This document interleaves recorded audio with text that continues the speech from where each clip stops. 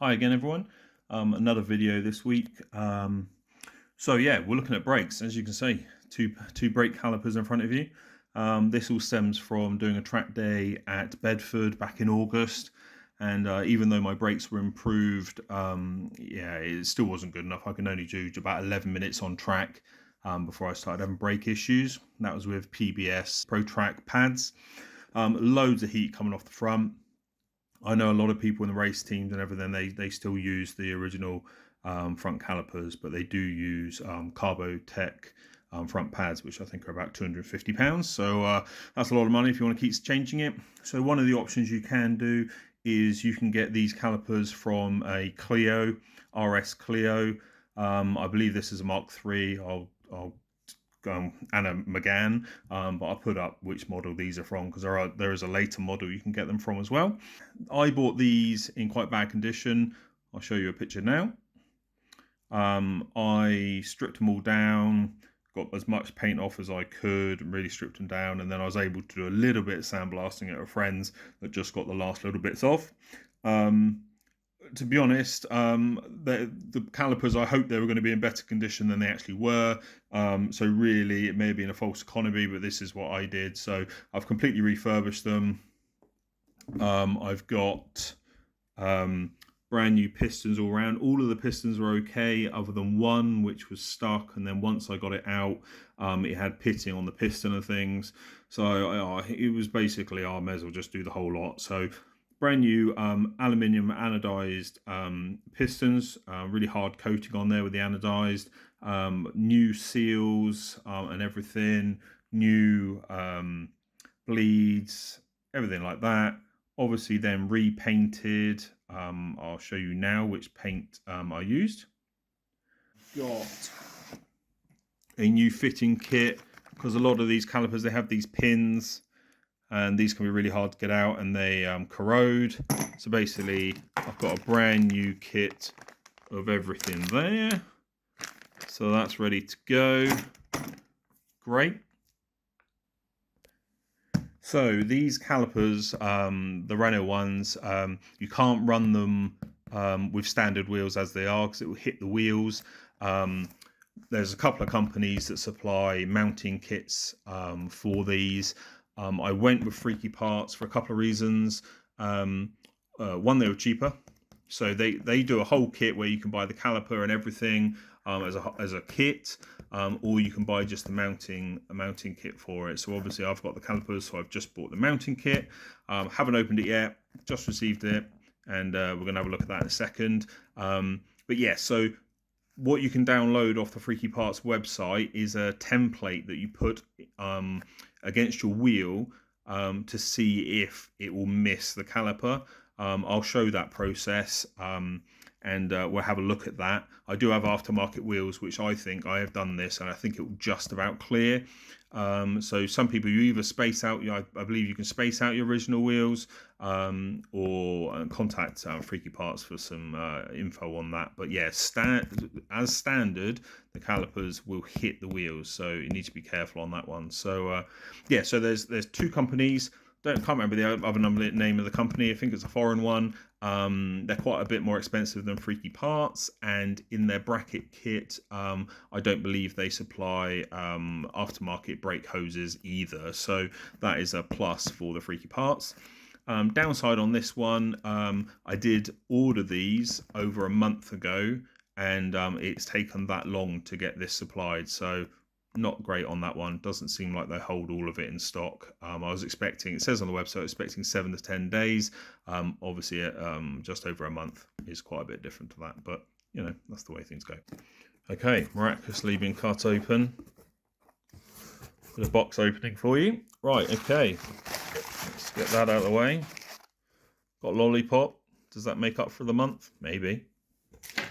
Right, okay, I'll just take out the invoicing details. Okay, so I've got them ready to open. I haven't actually looked at them, so let's have a look here. Bolt kit. I'm guessing these are high tensile. Probably 12s. Yeah, 12.9 bolts. So those are the main ones that will go through your caliper. Oh, I've got some paint still in there, so they will go in there when I grind off some paint. So that's obviously a very close fit for brakes, which is good. Okay. So these are obviously the brackets. Machined alley. Threaded on both sides. There you go, some brackets, very exciting. And then let's have a look at what else we get in this pack. Okay, so in the pack is these special made-up hell lines. As far as I know, I think one of the delays for everything was we were waiting for some nuts to arrive. Yeah, there you go. And then some fittings. We don't seem to have any instructions about how to fit anything. So those of you that aren't maybe as au fait with car stuff, then you might struggle a little bit. Hopefully it'll be fairly easy to work out. Obviously these are your banjo bolts that go into here, so those are the ones that go into your brake calipers. You've also got copper washers which will go on the banjo bolt, normally top and bottom, so there should be 4. I can see 3, so there's probably 4. We've then got these kind of brackets, which obviously these are going to be going, I will guess, into the hard line on the car. A couple of P clips that you're not told how they go. Let's see if these are instructions. Oh, there's your other washer. Oh, looks like we might get some instructions. Don't particularly look like the type we have, but there we go. It's some instructions anyway, some generic instructions. I will do a video, obviously. I'll continue the video on fitment. There is a couple of things. It uses a bigger brake disc that we'll have a look at. It's still from a Mazda. I think it's, off the top of my head, it's CX-7 Mazda. So they're slightly bigger, so that's better for braking, cooling, performance, all that kind of thing. But obviously there's going to be issues where, because the brake disc is bigger, if you're still running the original dust shields on the back, then obviously they are made for a particular size. So I believe if you either bend it out the way, because they're pretty thin, or if you, I'm guessing we'll have a look at it and maybe take the lip off it. So yeah, so that's something to be mindful of. So we'll have a look at all that. We'll follow it all through, and hopefully we'll get it all done and looking good. One of the things you'll need to check with the Brembo brake kit is if your wheels fit. So basically this is not a standard OEM wheel. The 17-inch OEM wheels do not fit without spacers. So just bear that in mind. Aftermarket wheels you need to check. So basically Freaky Parts do this diagram that you can print out from their website. There's a sizing check here to make sure that you've printed it out to scale to where you want it. So check that that is 50mm. And basically they've given you a diagram that you need to put onto your hub and then circulate it to see if it misses the wheel. So this is the diagram cut out, and the hatched part is to go next to the hub, and then this simulates the caliper and the brake disc. So basically, you're lining up roughly, and mine, when I did this, is about a millimeter okay to that spoke. As you can see, it's going to be really close, so maybe there'll be some tolerance on yeah, it is missing. So hopefully this is accurate, and that's basically what you do on your wheel to see whether the brake kit will fit.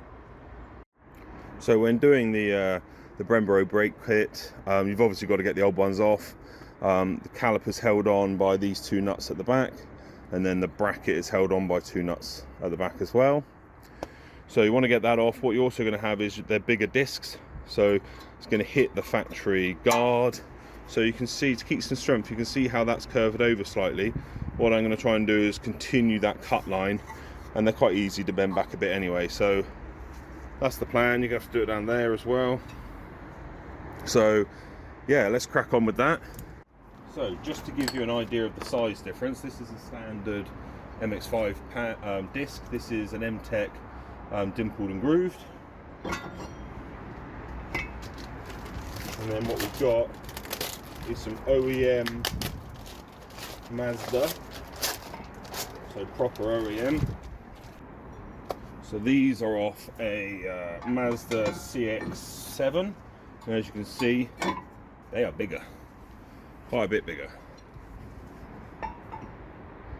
So that's a good amount of heat disbursement on a bigger disc, bigger pad. Whole thing should work a little bit better. As I said, you need to trim these guards so these can fit on. You might be able to, if you turn the wheels, you might be able to cut these in place to do the brake kit. What I'm going to do is I'm going to take the 4 bolts out behind the bearing hub to split this, and then take the shield off and get that trimmed down. So that's what you'll need to do. You need to trim down or remove your shield. So after you've got the hub out, remember when you're taking the hub out, so please hope you watch this, take the ABS sensor out first before this is pulled out, because I broke an ABS sensor last time. So the ABS sensor is just held in with a little bolt at the back of the hub, and then you just pull it out. It's on an O-ring. So you've got your side plates that you need to modify for the conversion. Obviously a curve does give you strength to a flat piece, especially when it's this thin. But you're going to have to get rid of some of this meat because the discs are bigger. So what I'm going to do is I'm just going to put a masking tape line all the way down there, and then I'm going to chop that bit off. I've got my angle grinder with a thin cutting disc.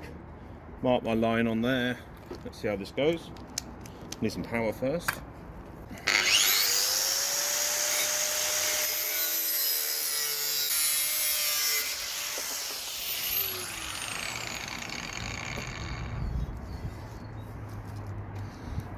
Then I followed that line along. There's always some movement. If it's still a little bit close, I can just bend it away, but I'm hoping that's going to be enough. I've now put a piece of tape on the bottom one that needs cutting, so let's do the same.